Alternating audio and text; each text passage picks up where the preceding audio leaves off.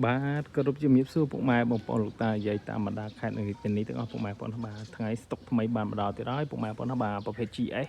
06ប៉ុង1 full option ណាបាទពុកម៉ែបងប្អូនបាទផ្លាត់លេខកកបដែរ BX ពុកម៉ែបងប្អូន BX 7397ពុកម៉ែបងប្អូនបាទឡានថ្មីទិញបានពីម្ចាស់ដើមមកម្ចាស់ដើមទិញ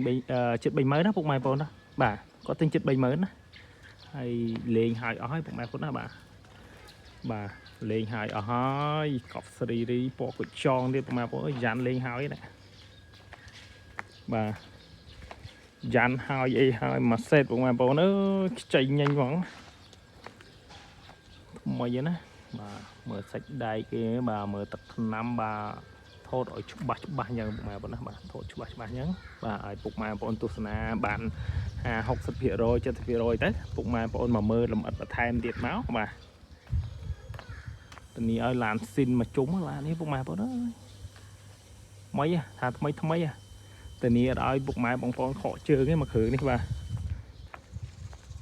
ស្រឡាញ់មើលបានពុកម៉ែបងប្អូនណាបាទ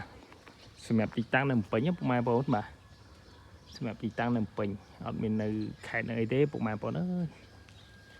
តោះពុកម៉ែបងប្អូនមកជុំក្រៅប៉ុណ្ណឹងបានណាបាទទៅមើលខាងក្នុងបាទខាងក្នុងវ៉ាវក្នុង cherry បាទ cherry ហើយសូមិកានេះ cherry ទៀតបាទពុក cherry ទៀតក៏មានជើង cherry ទៀតពុកម៉ែបងប្អូនអើយ fan cherry បាទមកឲ្យតែស្រឡាញ់ cherry បាទហើយស្រឡាញ់ full option ពណ៌គុជចងឡាញ់មកមើលមកគ្រឿងនេះមកអត់ឲ្យទាស់ទេមកសិនប្រអប់លេខជីសួរបាទមកសាក់មកតេសមកស្រឡាញ់ពុកម៉ែបងប្អូនណាបាទអត់កំណាញ់រឿងសាក់រឿងតេសទេពុកម៉ែបងប្អូនណាបាទតែគ្រឿងគ្រុំតេសម៉ាស៊ីនប្រអប់លេឲ្យជន់មកឆ្ងាញ់មិនតោះពុកម៉ែបងប្អូនសម្រាប់មកគ្រឿងនេះដែរខ្ញុំធានាឲ្យបាទអត់កាត់តអត់ស្ងោរដូរពណ៌បាទ